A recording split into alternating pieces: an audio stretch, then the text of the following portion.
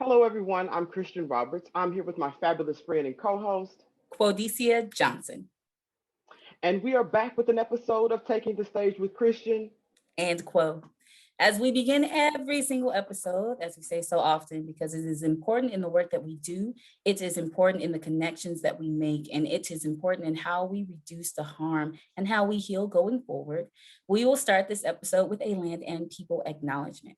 So I do want to take the time right here, right now in the space to acknowledge that we here in Dallas are on stolen land. We are on the land of the Caddo, the Wichita, and of the Comanche sovereign nations.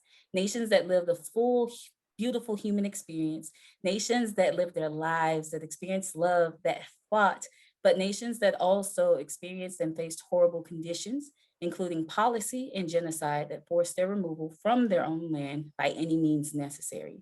We take this time to uplift our beautiful communities.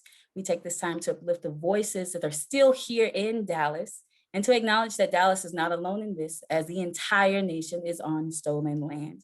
We also take this time to acknowledge that people were stolen from their homes and brought here to Dallas and forced into labor. And from that free and enslaved labor, we have what we now enjoy as Dallas. Again, Dallas is not alone in this, as the entire nation benefits from stolen land and stolen labor. We take this time not to place blame, but to acknowledge that we have inherited these things. But with this, we have also inherited the beautiful responsibility, the opportunity, and the honor to correct the harm, to heal the harm, and to connect as we move forward together. So I thank you for joining me in this land and people acknowledgement. And we, of course, thank you for joining us today. Thank you to you all. You tune in every week. You talk to us. You challenge us. You ask questions, and we very much appreciate it. We would not be here without an audience. So thank you so very much. Shout out, as always, to the TDO staff and leadership, as well as our very good friend and brother, David Lomeli. Hey, David.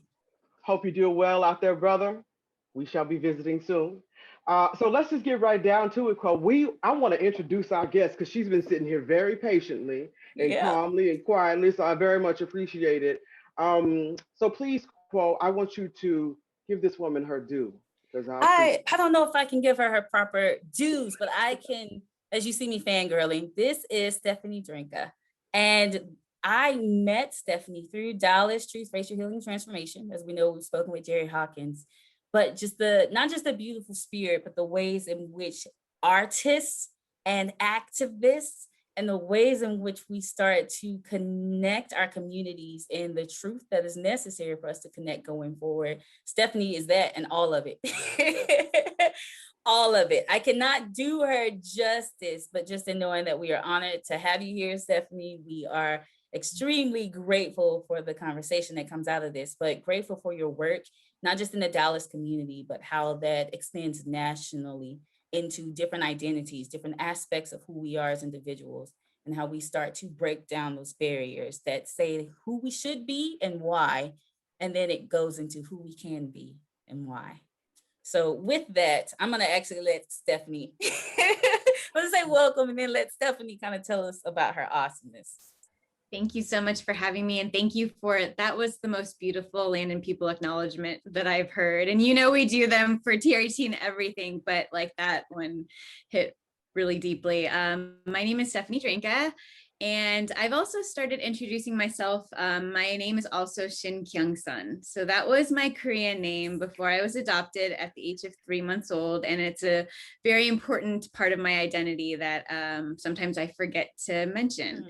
So I am the communications director for Dallas Truth, Racial Healing and Transformation. But more importantly than that, I am a Korean American adoptee. I am a writer, a photographer, a digital marketing nerd, the daughter of a librarian and an airline employee. So I love travel.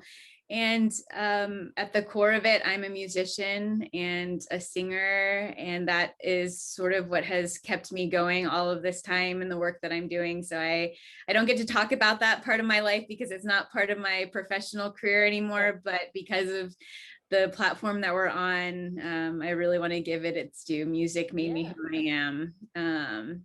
And outside of Dallas TRHT, I also created an online magazine called Visible Magazine, which I made to amplify voices that have been actively ignored or suppressed from the traditional media, and really making sure to value lived experiences over the traditional credentials.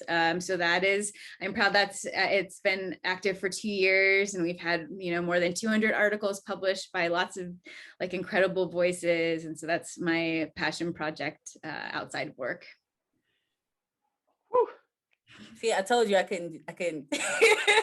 I mean, I said I mean, beast mode. I don't even know what else to say. Like that's a lot. I gather that your experience and your life experience and just the well-roundedness that just came through. I mean, it's so dope. Like I'm out of words. Dope. That's the word. It's just dope. So so you talked a little bit about this. So and I just so this is going to sound terrible because I don't like this question, but it's that where are you from? Yeah. that question. But Let's change it. just So this can be yeah. a part of our learning experience, as opposed to where are you from? It's where do you call home, right? Yes. And how did you get to the journey of home? So that includes, yes, where you're I love from, that. where you're from, but then what do you call home now and how you got there? Well, home in the literal sense for me right now is in Dallas, but my heart is always sort of split into two places. My motherland is in Korea. My birth family, who I was reunited with several years ago, is there. And so, you know, my heart is with them. And then there's a couple of places that really shaped me, and that is Chicago, where my parents were born and raised, and where I went to college and was really the crux of my identity formation as an Asian American, an activist. And then it's also important to call out my hometown, which was Southlake, Texas, who has been in the national spotlight recently because of a lot of not so great racist type things happening. And so that is also a really critical, I don't like to claim it as my home anymore, but it is undeniably the reason that I do what I do today. Yeah. Nice. Hey, it's real. It's real. I mean, that's not a put down. It's just it's real. It's what's real. It's facts. That's just And what it is, you know? it's speaking to the truth of the ways in which so many of our cities, like the nation as a whole, no city has it together. Let's be honest about that. But the ways that our experiences in particular neighborhoods, in particular cities, in particular hometowns start to shape the very real need for us to work and to actively address the issues, as opposed to kind of diminish ourselves or shrink ourselves so that we can fold into what is working, which is not working for anybody. So thank you for sharing your journey of home and where you call home. So that sort of brings me to my next set of questions, and just sort of about identity, because we talk a lot about that on this show, and how people like to assign your identity to you. You know, have this habit, and that's the reason why when I asked the question, where are you from, I that's why I said I don't like that question, because it's where are you really from, that sort of question. And so that's why I'm glad Quo came in and phrased it like it needs to be phrased, because I think all of us have had that happen to us. But I know for a fact that it is one of the things that also you attacking your own organization. One of the things that you all discuss very heavily. So can you tell me a little bit, because when I hear your background, and one of the things that Quo talks about, and we have discussions about, we talk about the holistic person, right? The whole person. And so the way you just introduced yourself and where you're from, and acknowledging the places that you're from and what you call home, is exactly the kind of thing that we try to go for on this show, right? So I have, again, fangirl again, because just because of the way you did it. You acknowledged that there were some things back there that you were like, you know, I'm from there, they have problems, but you know what, it's the reason why I'm doing what I'm doing. And I think all of us have had that point in our life, in especially in this work where we have grown up somewhere, we have worked somewhere, we have encountered something somewhere that sort of sparks and drives while we do the work that we do. So my hat's off to you for doing that, because if I would have the same thing, say the same thing about where I'm from. Love my hometown, but it's not just like everything else in this country. It's everybody doesn't have it all the way together, and that's okay. That's what we're working toward. So that's all I had to say about that. I just had to say that to you, and I hope that came across to our viewers without me sounding like I'm babbling too much. All right. So can we talk a little bit about, and if you don't mind, if we dive into a little bit of sort of how you got into this work? Mhm. Yeah, that's going to be a deep dive. It's been a journey. It's been a long and winding road.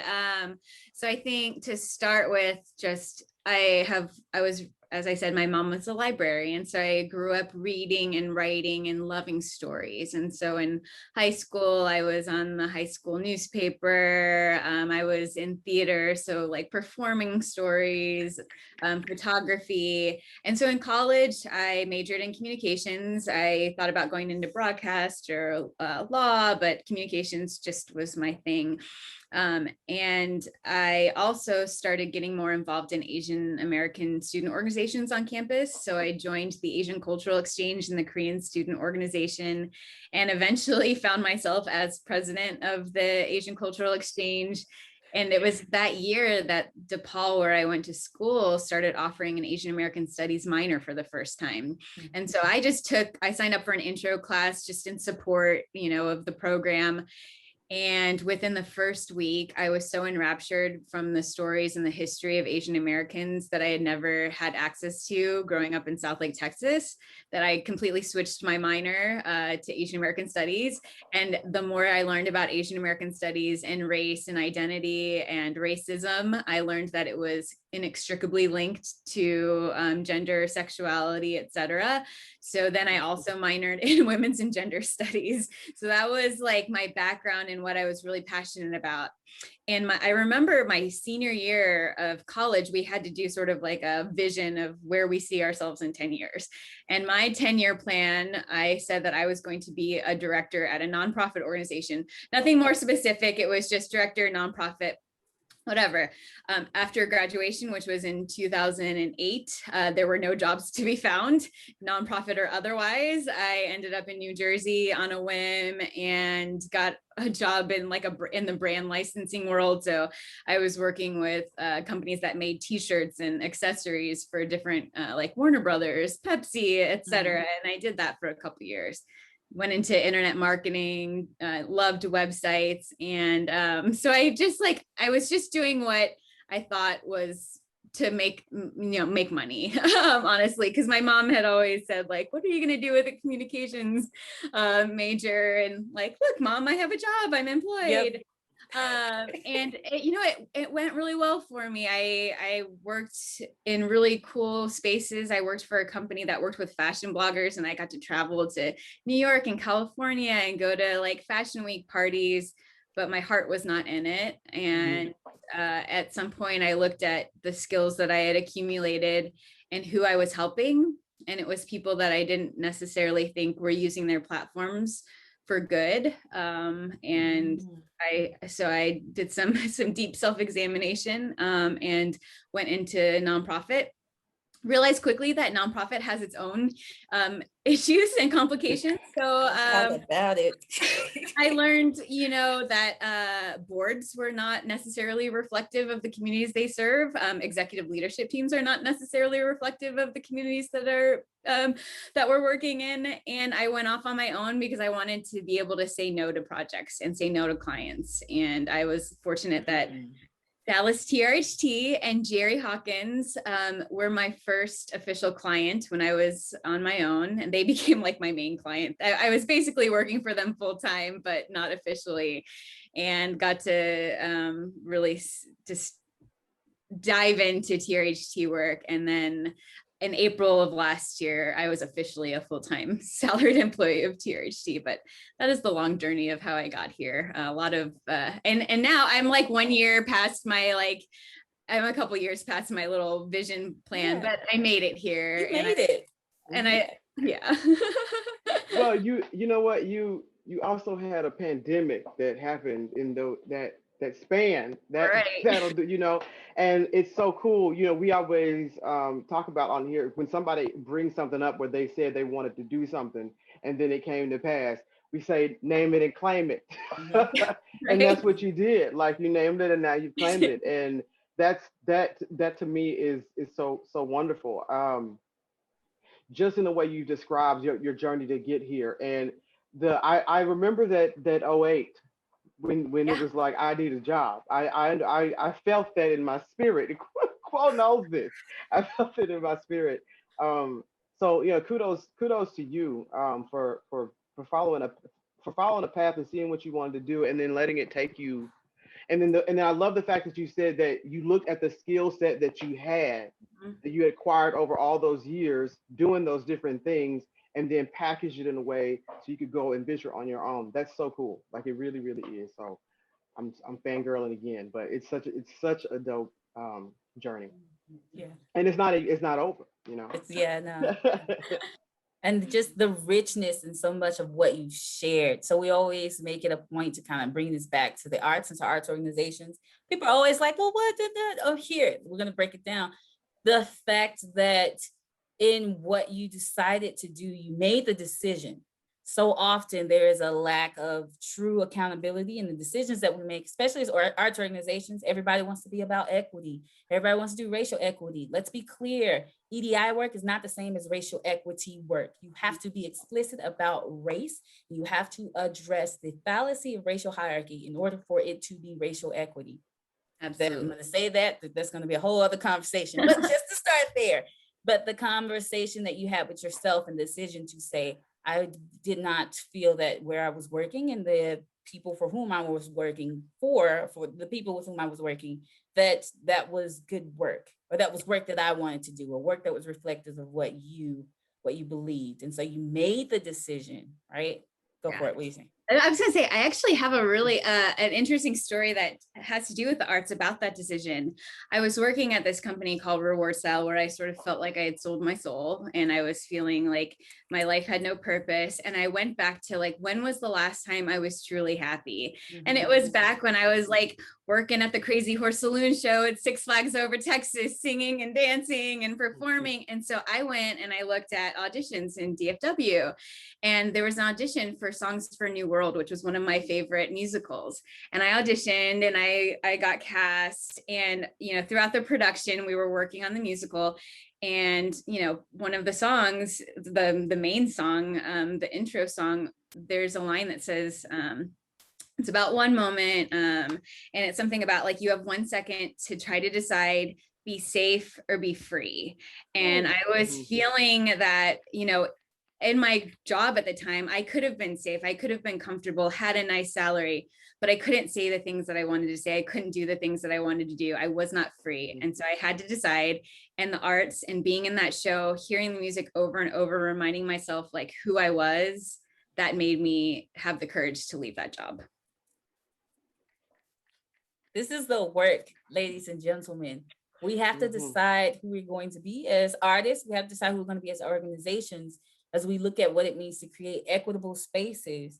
As leaders of organizations, we have to decide whether or not we will create the environment where our employees do not have to feel like they are questioning if they are safe or if they're free, if they are being acknowledged for their humanity, or whether or not they are shrinking themselves so that they can go with the flow, or so that we can adhere to systems that are in place that don't serve the lot of us, right? That don't serve the whole of us. These are the real questions that we have to ask first. That's the first hurdle. And then it's the work that comes behind it and making sure that we are actually committed. Once we run into something that we have yet to see, as we're creating a world that we have yet to see, the beautiful ways in which we go back to not just what made us happy, but what made us whole, what made us feel connected. What were the things? What are the things that we cling to? Why are we here in the arts? When we have the opportunity to provide environments for people to connect, for Mhm. people to be reflected, to be challenged, to be uplifted through the arts, we have to be mindful of that, not the weight that we carry, but the honor that we carry and the responsibility and what it means for us to create those environments. But we have to also make sure that we're answering the real questions and that we're doing the real work. Stephanie just gave us a beautiful example of what that looks like on an individual basis. And also, of course, as always, right? Not toxic positivity, but the ways No. that it works out. It works out for us. It is what we need and it is what is necessary for us to actually connect with our communities. So thank you, Stephanie, for just the beautiful journey and the beautiful kind of connections that we're able to make and how we learn from you and what you've done so that we can apply it on an individual basis, but also as an organization. Yeah, I thought just in thinking about all of that, we talk about the power of music and the power of performance, the power of storytelling, the power of the arts, period. And the fact that you were doing a musical that made you question your life choices. I mean, that's real. I mean, it made me just question mine right then when you said that line. I don't know that musical. So I was just like, Jason Robert Brown. It's amazing. that's just phenomenal. Like I don't know I mean, I know the title. I've never heard it, never been in it. So I'm just that's really, really cool. And so I think that also speaks to, what we do in the arts, and part of what our jobs are. We're supposed to disrupt, you Uh-huh. know. And to me, it seems like something as equity, like Poe says all the time, equity is meant to disrupt. We have to disrupt in About order for it to disruption. be truly equitable, right? So I think that's a beautiful, beautiful thing.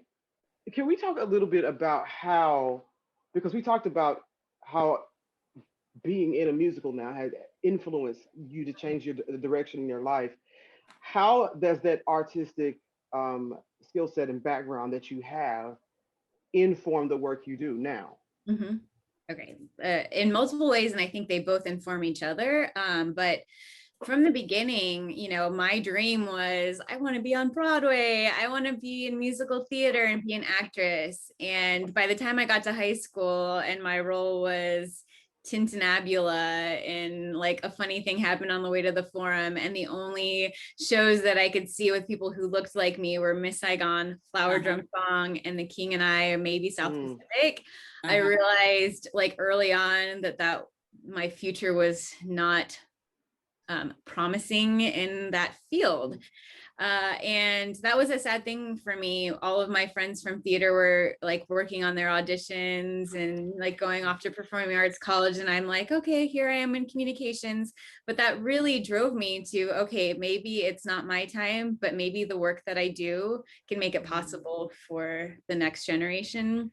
So representation has always been at the core of my work. And, representation, unfortunately, is not enough to like end racism, but it was something really important to me, particularly as a transracial adoptee. I didn't even have anyone that looked like me in my family, not in my community, not really in my state or what I had access to, and definitely not in the media. So that was something that I needed growing up. I want to offer, the world what I needed. And then, so the arts has really shaped, music, poetry, writing, everything that I do now, I do with that in mind. And so I try to reach people with stories, but I don't know, I think I have a unique way of telling history and telling facts and arguments that are written in a more poetic way because of that writing background and because of the art background and the focus on storytelling. My photography has also been like heavily influenced by equity and wanting people to be seen as their full humans and really feel proud of how they're represented. Unfortunately, a lot of nonprofits with the imagery and the photography that they use, it's very deficit focused, like photographing people in like really painful sort of scenarios. And I want, if I showed somebody a picture on my camera screen, I want them to feel beautiful and seen and represented. And so that's how my art and my activism has molded in that world as well. And then music, I'm not performing anymore, but it is fueling me to do my other work. So all those times when I feel like completely drained and I can't remember like why I'm doing what I'm doing and I'm exhausted, I can sit at my piano, I can sing all the songs from Newsies that really like got me going, and you know, my social justice soundtrack, and it puts me back into a space where I can do this work. Nice. I love it. So I'm sure you all see why we are honored to have her as a guest on this. And the ways in which, Stephanie, you've talked about storytelling, and it's very important for us in opera, but any art, because it's all rooted in storytelling, but specifically for opera, we tell stories. I say all the time, we put a hole in the wall and we play pretend. That is what we do when we break it all down. And that's the beauty and the power of creativity. And as we're telling stories, being mindful that administrators, we are also telling stories. So if you have not, which we'll make sure to share it, please take a look at the Language Matters presentation that Stephanie did with Dallas TRHT. The language that we use, the ways in which we depict and tell the stories of other communities, it matters.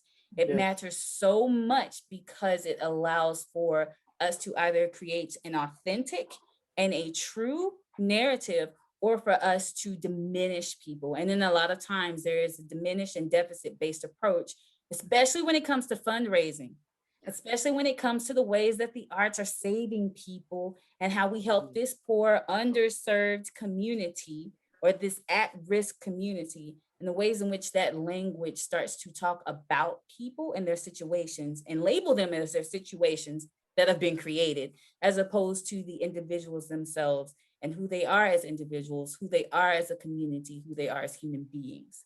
So, and that also kind of plays into the very real impact of the fallacy of hierarchy and how we do our work in the arts, who gets to say what, how we treat artists, how we prioritize certain things over the benefit of artists, over the benefit of administrators, over the benefit of the communities we are called to serve as nonprofit organizations.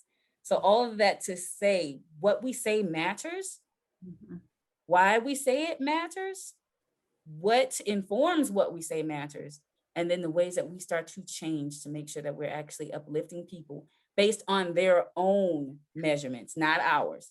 We've said it before that service is measured by the served, celebration is measured by those who are being celebrated.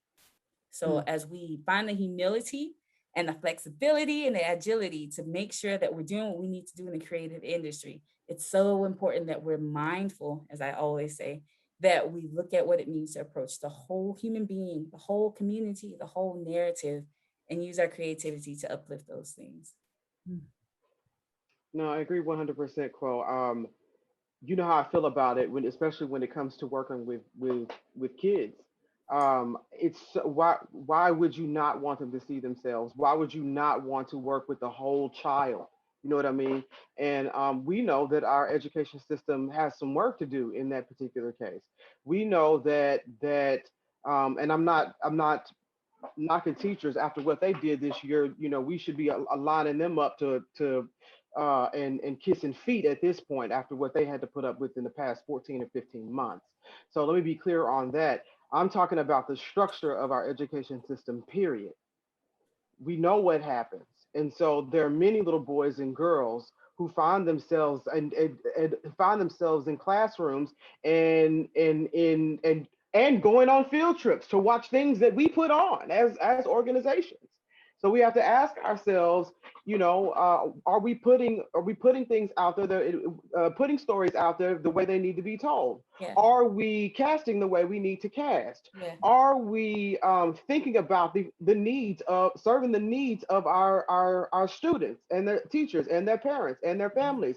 That intergenerational learning that starts to happen when you bring a family together to come and watch a show, that whether it goes to their neighborhood or they come to the venue to your venue to see what you do. Is it reflective of your community? Is it reflective of who you are, who you want to be as an organization?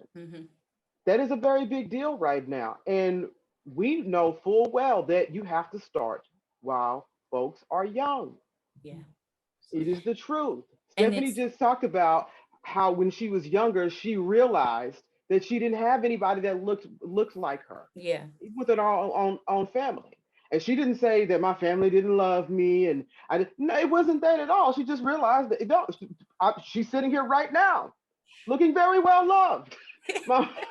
You know what I mean? But what I'm saying is that she didn't. But what she? But my point is she said she realized that she didn't have anybody that looked like her as And a child. So and please, I attribute that to, sorry, Chris, I attribute that to limited invitations. yes, We have very yes. limited invitations in what people can do with the art form. You're welcome to come into our house and into our hall to show that we have a diverse population or a diverse audience, but that's where your invitation stops. You're welcome to be a part of our organizations, but once we get to executive leadership, once we get to board, your invitation stops there. You're welcome to come and even watch the art and engage in the art, but once you start to question, where am I in this? Or that is not true, or why do I not see myself? That's where your invitation stops. So we have to be You're welcome mindful. to come audition for it and be cast in it, but you don't get to say anything about anything else after that. Your job Yeah. is to sit there or sing. Your job is to sit in the pit and play. Your job is to be on the podium and swing the stick. And it's That's it. But you can't say anything if you see something that's structurally unsound. and it's the very real ways, Stephanie, I'd like for you to share, if you will, just how you come into a space, which we've experienced in our own ways, but our experiences are different because the ways that we have to show up in a space are different. The ways that you see limited invitation, but there's just the reckoning of, I see my friends doing these, and I knew that that was not a Yes. path for me because I did not see a path. And it was not just that you make your own path, because some people are like, well, make the path, but this is how you're making the path. So can you share about your experience with that? Yeah, my experience from the beginning has always been a feeling of not being enough.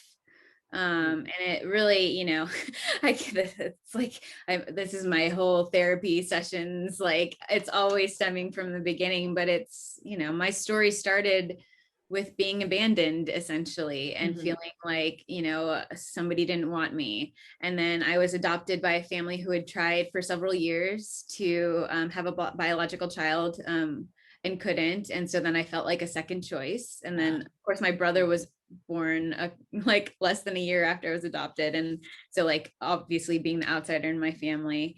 And then, I'm never going to be white enough for South Lake Carroll. I tried to put highlights in my hair. I had blonde highlights at one point because I was wanting to blend in.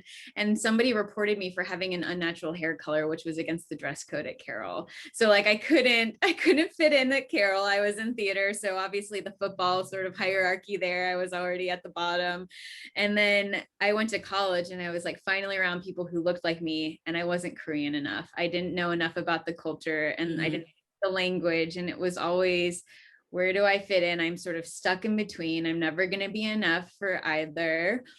And then at some point I realized like, sometimes I didn't even feel like enough in racial equity spaces because I was raised in a very privileged white household. I benefited from the proximity of whiteness and my parents sort of, the generational wealth from being white.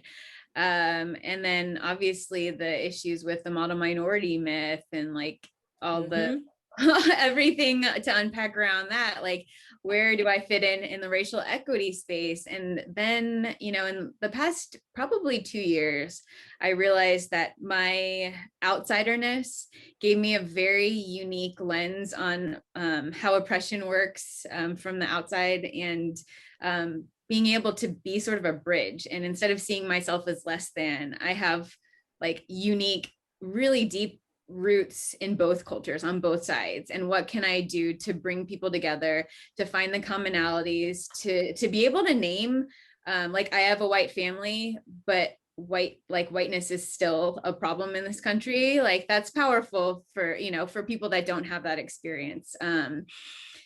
So I'm just trying to find ways to, feel full and like be unapologetic, and, my limitations. I may never speak Korean fluently, but that doesn't mean that I don't deserve to call myself Korean and show up in those spaces. And, even though my friends have paths that maybe I wanted at some point, like there's a reason that I had the experiences that I did. And there's a really special, I think, purpose for me being who I am and doing what I'm doing. And I'm just going to focus on that instead of like, okay, I'm not going to be on Broadway, but I can leave a really important legacy here. And that's what matters at the end of the day.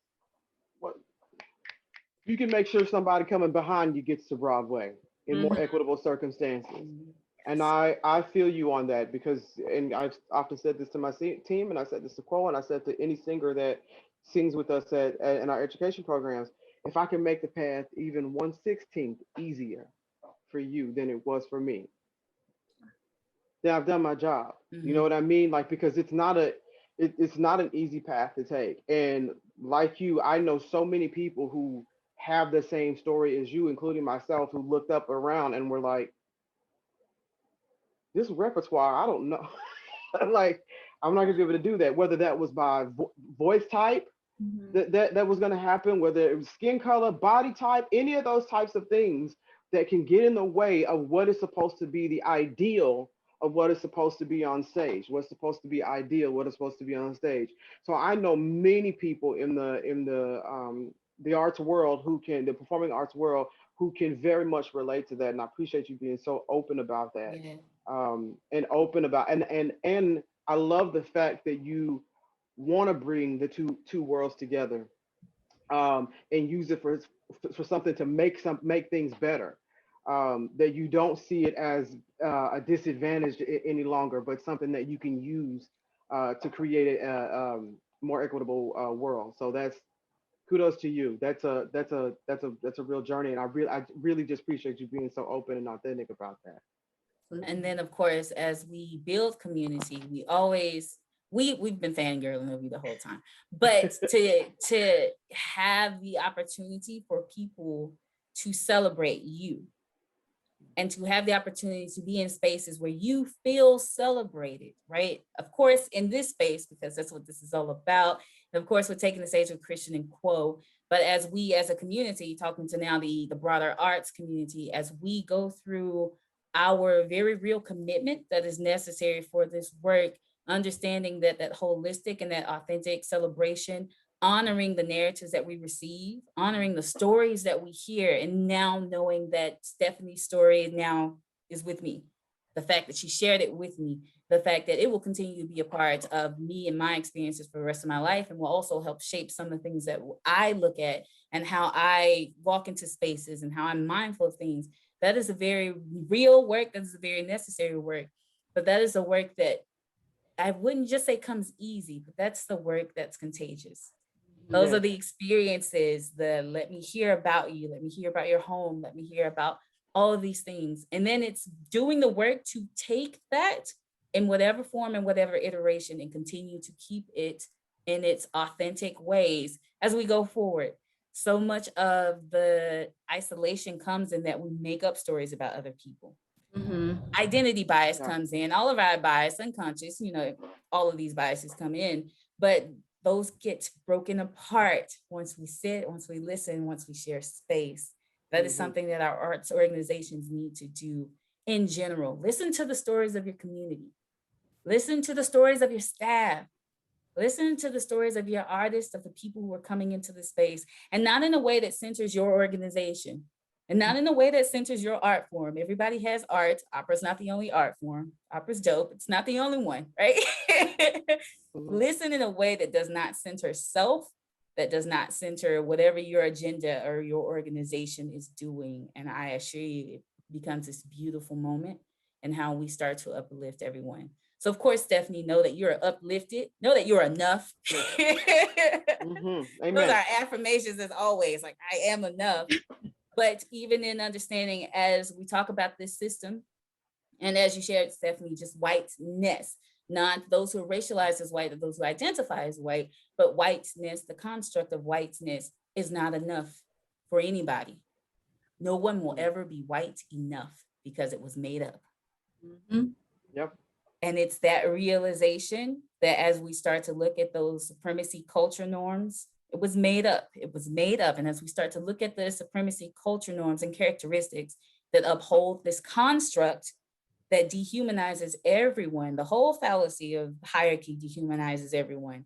But as we look at what it means to everybody to try to get to the construct or the concept of whiteness and knowing that no one will ever be enough, there's liberation in knowing that you don't need to try to adhere to something that will never be enough for anybody, For ever, anybody. for anybody. There's freedom in that, right? So it's like, do we be safe or will we be free? So I'm still Yeah, reeling on that. That's that's yeah, that's gonna be playing in my head movies for a my while head. now. No, because it's real. It's that's like the title of a new blog or something. I don't know, but that's real talk right there. It really is. Because it brings up that stepping out on faith thing too. So, and that's what and that's the other thing that I heard you doing as well within that. You were like, I gotta go out on this, gotta go on this limb and see what's gonna happen, And I mean, look where you landed. So I think it's a beautiful thing, and I think it's a true message to anybody that's struggling within that type of space right now, headspace, and being in this pandemic. I know many people who have walked away from the arts industry because it was just they couldn't do it. Um, and that's completely understandable. But I wonder how many people had those kind of conversations in their heads while they were making those decisions, because it's very real. It's very real. The question between safety and freedom, I think, is an important concept right now with what's happening with the Asian American community, because for so often in history, we have sort of ascribed to the model minority myth, thinking that if we performed well enough, or we were quiet enough, or we would aspire to whiteness, that white people would accept us and protect us.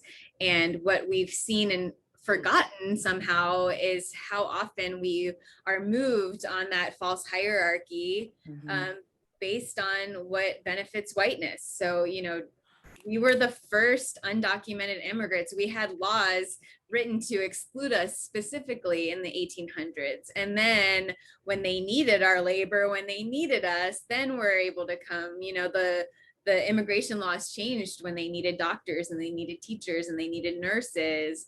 And then we saw what happened World War II, Japanese internment, citizens, thirds were born in America, interned.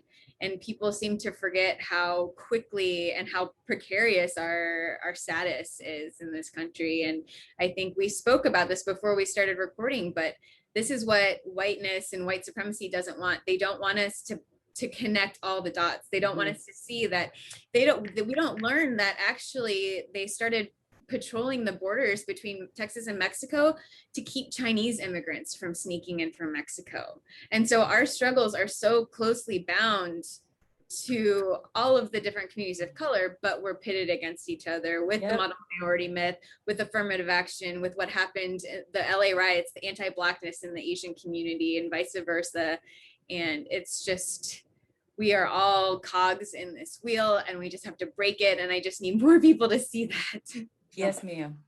No, Yes, and ma'am. there was I always talk about this very often, because I say there was a time where we stood together, and I'll pull up the picture, and I know this is probably going to come across as controversial for people, but I will say when Black Panthers were marching, the Asian community took that name that they call Chinese people, yellow peril, and there are pictures and photographs everywhere of yellow peril standing with Black Panthers. Yeah. You know what I mean? Like we forget that in the fight for liberty, that there were a lot of us out there. There were people in the Selma marches and all this kind of stuff that were all marching together. We talk rabbis, I mean, marching alongside, Christian preachers, Catholics. I mean, just all marching along this, all saying this is not right. Yeah. Right. This has to be remedied. And we forget our history so quickly, and it's erased so quickly and replaced by a filtered, and I'm being kind when I say that, filtered textbooks taught to the children, and with this idea of meritocracy that does not exist, and this triumphant story with none of the dirt, being told. And it's like, we'll never get to where we want to be if we can't come together in truth. And now Texas is trying to whitewash history even more Right. with policy. Like, we are going backwards. We're learning less. We're like erasing more history from an already like very limited knowledge of history. It's terrifying. And it's the language, right? So much it comes in language, which is why the narrative sharing is so important, which is why the truth sharing is so important. And we look at the TRHT model, truth, racial healing, and transformation, in that we have to center truth. The beautiful thing that we get to do is that we also get to center connection in the truth as well. So as we share the truth of what is happening, and as Stephanie said so beautifully, that our struggles and the things that we are facing, they're so interwoven and they're so connected, because it is not just a struggle of humanity, right? I want to be very real and very clear about that there are differences, but the ways in which we are all facing some of the same things, because it comes from the system that is not beneficial for anybody. And as we were talking about before this, Kristian and I, we were talking, and with Stephanie, we were all talking about that this is AAPI month, Heritage Month. And the fact that erasure is so real. And in a previous episode, not knowing, even me myself, not knowing, it's like, we got to do something. There needs to be a month for everybody having that conversation. But the ways in which we start to learn and we start to see how so many communities have been erased, and the pitting against each other, as some communities are crying out and have always cried out, and then other communities are finding their way in the voices that have been erased, because no one's been silent the entire time. No one has been silent the entire time. But the ways that, are we going to be safe? Are we going to be free? Start to fold into what is happening, and how we start to uplift and celebrate in a way that is authentic and in a way that is based on truth. It's so necessary that we look at this as a collective issue, and not just, oh, let me help. Oh, let me hop in over here when it's okay and I'll hop back out. But no, this is not my fight too, but this is my life as well. Your life, my life, all connected in the ways that we come together to community. They don't want us talking. When we say they, it's the system. It's the system. The system requires that we remain siloed and that we don't share those narratives, that we don't see our common humanity. But this is how the work gets done. And so I'm so grateful for it. So I have a question, because, you, like you said, you were, and I'm paraphrasing, but basically in between two worlds growing up. And now you're using those two worlds and bringing them together. What is your family have to say about this? My family was, my parents were told by the adoption agency, like, to help me assimilate and to not treat me as different. And so, like, that was sort of the narrative back then for adoption and transracial adoption. And so, like, I grew up with my mom saying, like, we don't see you as Asian, we don't see color. It was the color blindness, like, you're just our daughter. And what was really hard for her to understand was, like, the world does not see that when I go out the door. And say it louder for the people. The racist, like, white man on the street doesn't care that I have a white last name or that my parents are Czechoslovakian. They see this face. And so it's been a struggle to sort of open their eyes to what I experienced. And even, when I was studying Asian American studies, I had white friends sort of from high school saying, like, oh, you're getting too Asian for us. Or, like, it was like a weird, the more I learned, the more distant they, like, made me, or I felt from my white community. But what has been really, I think, altering for my family has been the Trump era. I think that my parents were sort of, apolitical, like, they voted, they were very moderate, and they always saw me as sort of an extremist, like, radical liberal. But then when I told them, this is really problematic, like, Trump is, like, actively harming my community, I had to cut a relative out, like an aunt who was supporting Trump when he was, saying China flu and Kung flu, and it was really harmful. And my parents, they empathized with me, but they were also like, well, she didn't mean it, you can still come to the family reunion. And I was like, no, that is not a safe space for me. I'm not going to. And then recently, with the sort of rise in awareness of anti-Asian hate crimes with the Atlanta shooting, both of my parents have said, okay, I get why you're scared to go to the grocery store now. You know, I understand, like, this is a real problem. They're seeing it sort of in their community, people saying these words and realizing how like sort of pervasive it is. Yeah. So it's an ongoing challenge with, you know, obviously when you grow up in a bubble and you're not exposed to people's stories and you don't experience it firsthand, that empathy, there's a gap and we have to fill it by telling our truth and sharing it. Yes, ma'am. Yeah. And even Right. to be clear, because people will, I was gonna say people will hear what they want to hear, but Yeah. the ways in which we communicate, the issue that took place with former President Trump having said what he said about continuously calling this the China virus, is that people hear China is the issue and then start to blame anybody that they believe is Chinese, which Right. who looks at somebody and says, oh, you're Chinese. Right. No. So here in the United States, that included anybody who was of Asian descent. Obviously, right? Like, And it's so always that, been that. Yeah. And they've yes. always, and that pits, you know, we had a candidate running for office in Colleyville who's Korean, who said, like, I don't like the Chinese people either. They gave us the coronavirus. I can say that I'm Korean. Like the need to protect ourselves Right. by being pitted against others. It's maddening. Which is why language matters. That is an example of language matters, because then communities who should have been protected were not protected and became an open target for other people's hatred, as opposed to kind of directing and graciously guiding us as a nation or as a people, right? It becomes this opportunity for people to place their hate somewhere.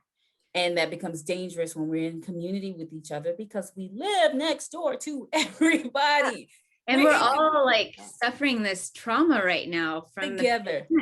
The isolation. We should have been coming together. Yeah, I mean, Asian families are losing people to COVID-19 too, and they're dealing with grief and isolation and fear of racism. Like and that's what's really hard about with what Trump did with scapegoating Chinese people or people of Asian descent. It's that he was capitalizing on people's trauma. We know that when people are in fight or flight mode, they can't think rationally. Like, we're all like worried about our jobs and our well-being and our livelihood. So that combined with weaponizing COVID against a certain population, like everyone knows like what happens when people have nothing to lose and there's like this anger. And if we knew history, like I think about, it's coming up the anniversary of Vincent Chin's murder, and it happened in the 1980s when it was a very similar client where Detroit automobile industry was suffering and people were losing their jobs. And it was, a fear of Japanese automobiles, and Vincent Chin was Chinese, and he got mistaken for a Japanese man and was beaten to death by two white men who said, it's because of you mother effers that we're out of work. That's that's what happens when people are in this desperate situation and they need someone to blame. And it's, we're not seeing that pattern and we're not stopping it. It should have been stopped the first time that Trump associated, COVID with China and Chinese people. With Chinese people. And that's when people say to me, this is politics, it's politics. I don't get into politics. And I'm like, this has nothing to do with politics. This has nothing to do with a political party. This has nothing to do with a side of an aisle, any of those terms that you want to come with. This has to do with humanity and responsibility for the words that come out of your mouth. Yeah, very and true. The actions and the consequences impact of words. The impact of the words that come out of your mouth. That's all there is to it. And what a privilege to not care about politics, to not care about these things, to be able to turn off the news and like just pretend like nothing is happening when your life is not at stake. And that was really the hardest thing with my family member that I had to cut off, is that like you're supporting someone that actively would like harm me, that at the time was threatening citizenship and naturalization. I'm like, I could be deported, and you say you love me, and yet you're supporting someone who wants to hurt me. Like I didn't even say like, you don't love me. I just said there's so much cognitive dissonance in that statement and in that action. And, I can't be around people that support politicians who want to harm the people that I love. I can't. And that's what comes in the system, and that we start to disassociate the impact of our actions on those about whom we care about, right? There are people that we care about, and so often, because we're in organizations and I'm working with so many organizations, they're like, oh no, we all care about each other. We all care about each other. It's fine. We all get along. We all love each other. We don't need that conversation. We just need to know what tools to use so that we can be an equitable organization. And like, this conversation is that tool. This conversation, so that we start to understand that our intentions do not outweigh our impact, and that we can care about someone and still cause harm. Yep. And that You can love binary somebody. thinking creates this very false dichotomy that just because I care about someone, I can never harm them, or none of my actions can ever harm them. And it is absolutely not true. So despite intentions, right, our impact is what we're looking at. Yep. And that's like our framework. That's why we have, truth. Obviously, the truth and the history is important. The relationship building and the racial healing. But like, once someone has shared that story and you've honored that story, it's a dishonor not to learn from that and then make equitable policy. So we have to have that transformation. Like, that's why they added that, it's not enough just to apologize. Like, what are the reparations? What are you going to do to acknowledge and redeem yourself from that harm that was caused to someone? And so like, yeah, once you're in community with someone and they've shared your story, you owe a debt to them. Yeah. To yourself as well. To do yourself, to the community, to do better. There's no going back after that, right?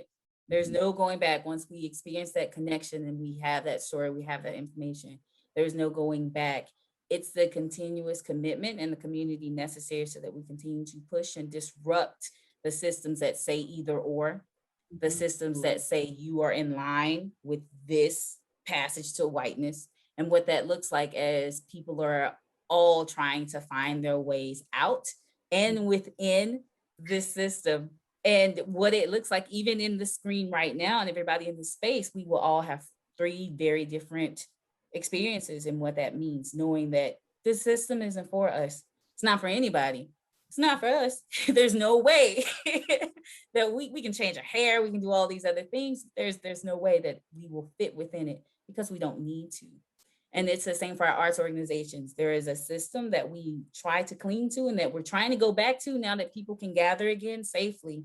We're wanting to be like, oh, we did all of that thing for, 14 months or however long it's been. We had these really uncomfortable conversations. We're tired of talking about it. Let's get to the work. We're going back on stage. This is great.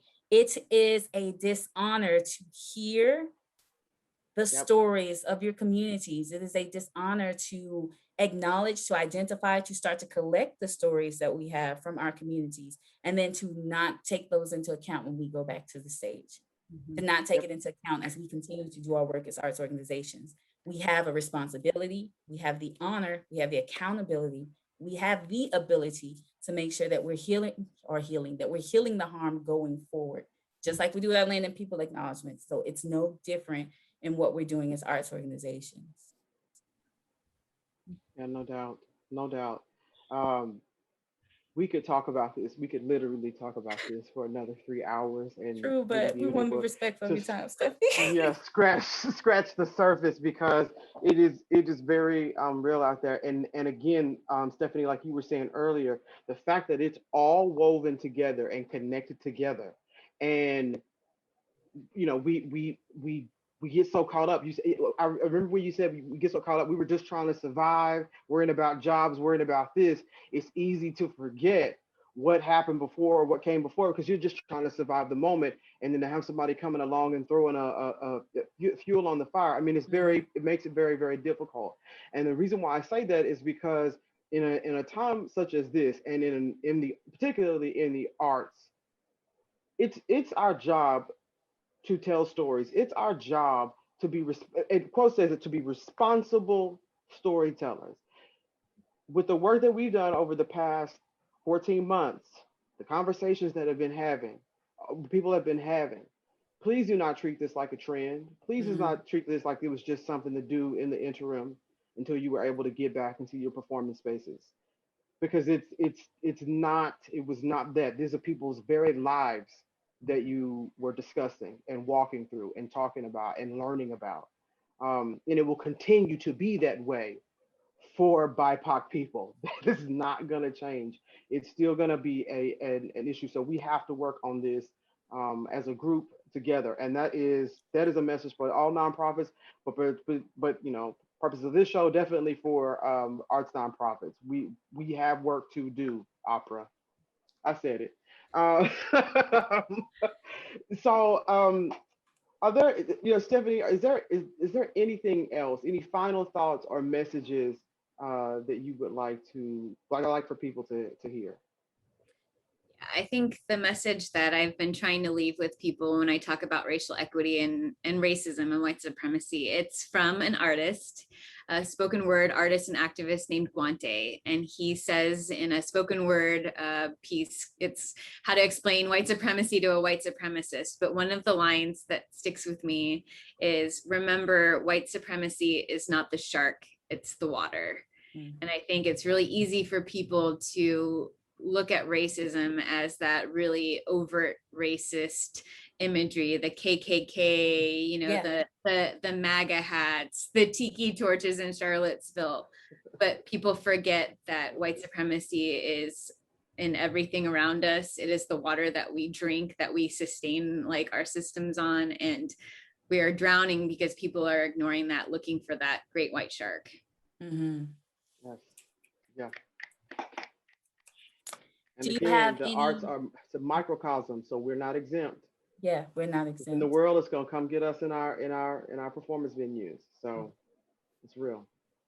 Do you have any final messages for your fellow artists out there and what we're doing right now for in response to the pandemic, but the creativity and everything that's necessary for the pandemic? Yeah. So my message to the artists is that I think the solution to what we're looking for resides in the creativity that artists have in themselves. I think we've asked people, what does Dallas look like without racism? And people say we can't even imagine it because it's never happened. Yeah. And that is why we need visionaries, we need artists, we need people who can imagine a world that we've never seen before. And who better to do that than an artist? And so we need artists to figure out what our world looks like and then help us create that world. Beautiful. All right, Quo. I know. For positive thoughts. Time for positive notes. Positive notes. For positive notes, this episode has been splendid in the many ways that we start to break down the barriers and start to honor holistic identity. We start to honor the many roles that we play in the ways that our stories start to shape who we are, but how the sharing of our stories start to shape the environment as a whole and start to shape one another. So I encourage our arts organizations to listen deeply, and then start to look around and start to fill yourself with the stories of the people who come into the space, with the stories that you are telling others, but then the stories that you create together. I assure you it is contagious in so many ways, and it is the work that is necessary in order for us to actually come together to dismantle, to disrupt, and to eradicate this system that says that we are not enough, that says that only some get while others lose. So we want to make sure that we are committed, and in your commitment, holistic identity, holistic celebration, look at the true narrative, look at connection in truth, and then go forward knowing that you don't have to do it alone as we continue to move forward in community. So those are my positive notes for today. My gratitude, of course, to Stephanie and all of her awesomeness in gracing the space today. Thank you both. Yes. Thank you so much, Stephanie, for being here. As I said before, folks, go forth, be bold, be creative, listen to what Stephanie had to say, let it sink in. She has a very unique perspective because a lot of her worlds come together. So please come together and to make us have a better world, quite honestly. So we appreciate that the work that you're doing, Stephanie. We will keep up with you, and most definitely we'll probably have you back. Because I feel like we could keep going. Mm-hmm. So thank you so much for being here again. And folks, we will catch you in the next episode. Have a good one. Bye.